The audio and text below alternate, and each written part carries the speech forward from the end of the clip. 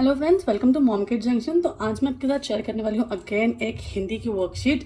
तो बहुत प्रॉब्लम हो रहा था कि फर्स्ट क्लास की और सेकंड स्टैंडर्ड के लिए हम लोग किस तरह की वर्कशीट बनाएं या फिर हम लोग किस तरह के क्वेश्चंस उसमें इंक्लूड करें। तो अगर आपको ये प्रॉब्लम हो रही है कि फर्स्ट स्टैंडर्ड के बच्चों को कौन से क्वेश्चन सेकंड स्टैंडर्ड के क्वेश्चन कौन से हम लोग रख सकते हैं, तो इसके लिए आज का वीडियो जो मैं लेके आई हूँ वो स्पेशली सेकंड स्टैंडर्ड के हिसाब से मैं लेके आई हूँ। बिकॉज फर्स्ट स्टैंडर्ड में ओनली बेसिक हिंदी को थोड़ा सा इंट्रोड्यूस किया जाता है, single line single sentences and थोड़े बहुत वर्ड्स इंट्रोड्यूस किए जाते हैं, बिकॉज सेकंड में भी उनको सीखना पड़ता है।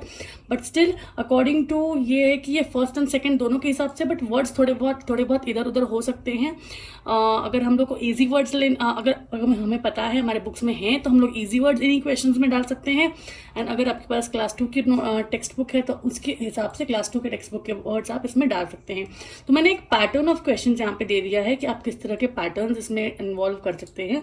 तो सबसे पहले शुरू करते हैं कि किस तरह से फर्स्ट स्टैंडर्ड में सबसे पहले क्या इंट्रोड्यूस किया जाता है। तो सबसे पहले स्वर और व्यंजन और व्याकरण। तो स्वर जैसे अ से आ तक, व्यंजन मैंने यहाँ लिखा नहीं है, व्यंजन और व्याकरण, स्वर व्यंजन व्याकरण। व्याकरण में संज्ञा, उसके बाद उसके बाद आपको विलोम शब्द, पर्यायवाची मीन्स शब्दार्थ, ये सारे क्वेश्चन सिंगुलर प्लूरल में जैसे एक वचन अनेक वचन और लिंग बदलो, ये सारे व्याकरण में क्वेश्चंस होते हैं। उसके बाद स्वर पूरा करो, जैसे आपको खाली स्थान दिए जाएंगे या फिर अ आ ई से लेके बीच बीच में अंडरलाइंस होंगी, तो आपको उसको फिलअप करना है। खाली स्थान भरो में मतलब स्वर को फिलअप करना है। उसके बाद स्वरों की मात्राएं लिखो। अभी जैसे आ लिखा होगा तो आ के आगे की मात्रा लिखनी है, ई दिया है तो ई की मात्रा, ऊ दिया है तो ऊ की मात्रा, तो उसको रिप्रेजेंट करना है। उस काइंड ऑफ क्वेश्चंस आप दे सकते हैं फर्स्ट स्टैंडर्ड के हिसाब से, अगर उनको मात्राएं बहुत कम आ रही हैं तो। इसके बाद व्यंजन पूरा करो। अगेन आप उसको as a fill in the blanks व्यंजन पूरा क से लेके न्य तक डैश डैश करके बीच बीच में के निकाल दीजिए और थोड़े बहुत रख दीजिए। उनको एक बार व्यंजन पता हो जाएंगे तो वो उसके हिसाब से भी आप फिल इन द ब्लैंक्स कर सकते हैं। खाली स्थान भरो, व्यंजन में सेम थिंग आपको उसी तरह से करना है, या फिर एक लाइन ऊपर की लिख दीजिए, नीचे की लाइन लिखने के लिए बोलिए। इस काइंड ऑफ आप बच्चों को दे सकते हैं। रीडिंग में बच्चों से आप रीडिंग करवाइए। बिना मात्रा वाले शब्द सबसे ज़्यादा इंपॉर्टेंट है, बिकॉज अगर उनको बिना मात्रा वाले शब्द आएंगे तभी जाके वो शब्द का जो रिकग्नाइजेशन है वो आसानी से कर पाएंगे, शब्दों को जोड़ पाएंगे।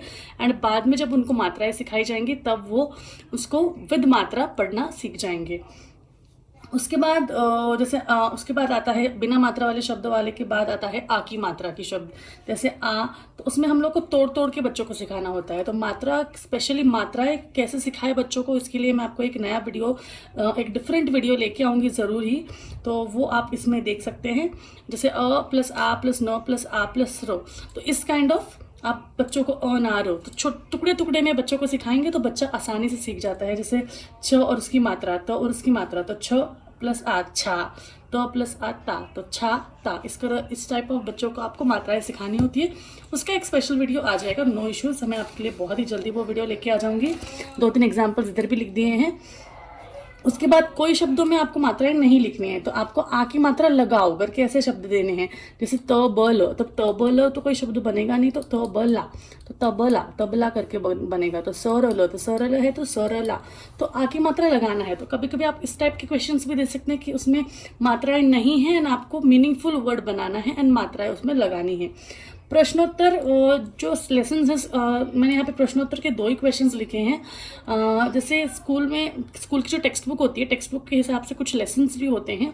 तो लेसन्स के हिसाब से आप क्या कीजिए, उनके सेंटेंस फॉर्मेशन, उनका वर्ड फॉर्मेशन, उनके रिकग्निशन को इम्प्रूव करने के लिए उसमें से छोटे छोटे सेंटेंसेस वाले क्वेश्चंस को डालिए।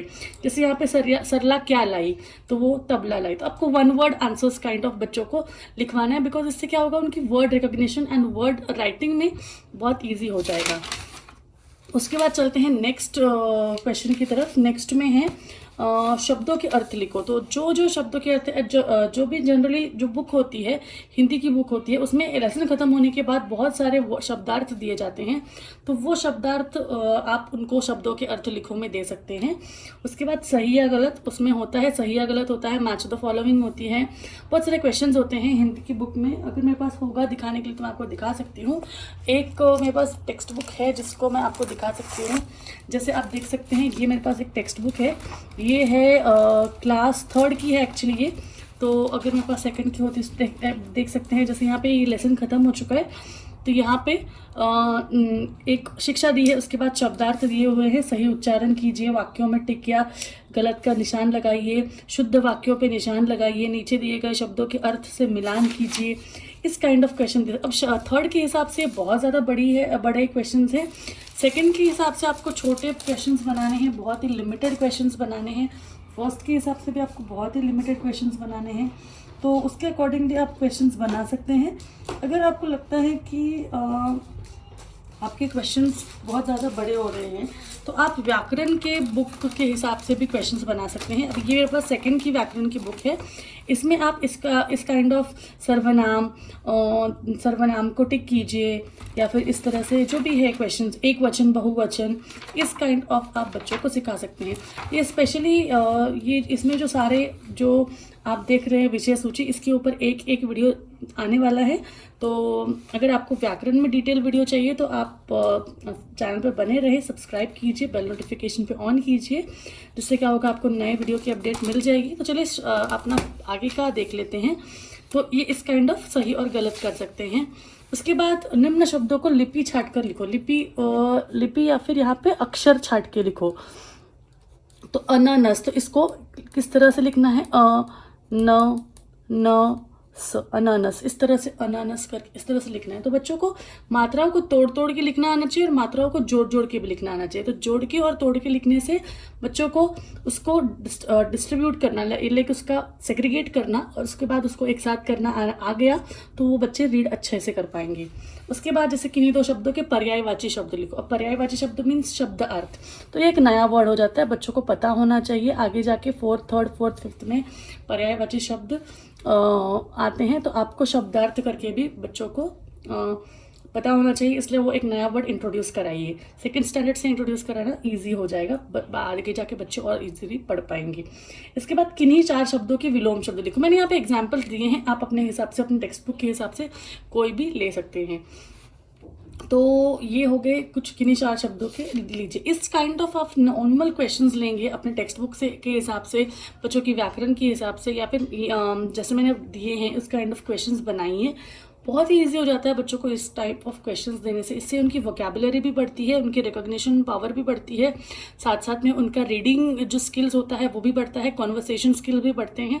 बहुत इजी हो जाता है, क्योंकि बच्चों को स्पेशली मैं खुद फेस कर चुकी हूँ हिंदी के प्रॉब्लम का, जो हिंदी पढ़ना और हिंदी बच्चों को एक ग्रास्प करना। बिकॉज मेरे बेटे को जूनियर सीनियर में हिंदी नहीं होने के कारण फर्स्ट में उसको अचानक स्कूल चेंज करने के बाद हाई लेवल का हिंदी उसको फर्स्ट स्टैंडर्ड में था। बिकॉज उनके जिस स्कूल में वो फर्स्ट में एडमिशन लिया उसमें ऑलरेडी जूनियर सीनियर में हिंदी पढ़ाते थे, तो वो थर्ड लेवल का हिंदी, उसके हिसाब से थर्ड लेवल का हिंदी था जब वो नए स्कूल में गया था।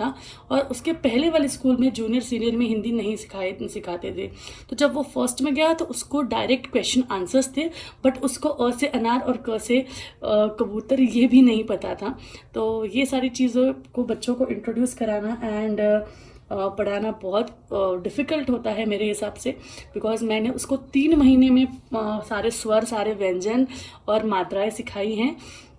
एंड बहुत डिफ़िकल्ट हो जाता है एक्चुअली बच्चों को हिंदी सिखाना। जितना इजी इंग्लिश सिखाना है उससे कहीं ज़्यादा डिफ़िकल्ट है हिंदी।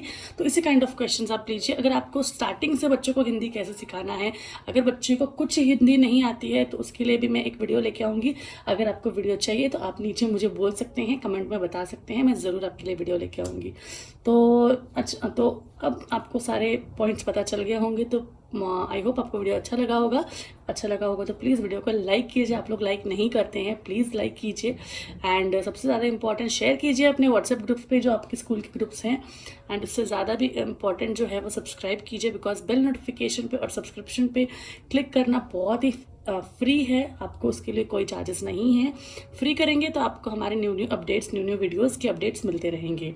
तो चलिए मिलते हैं एक और नए वीडियो के साथ। तब तक take care, stay home, stay safe and thanks for watching. Bye.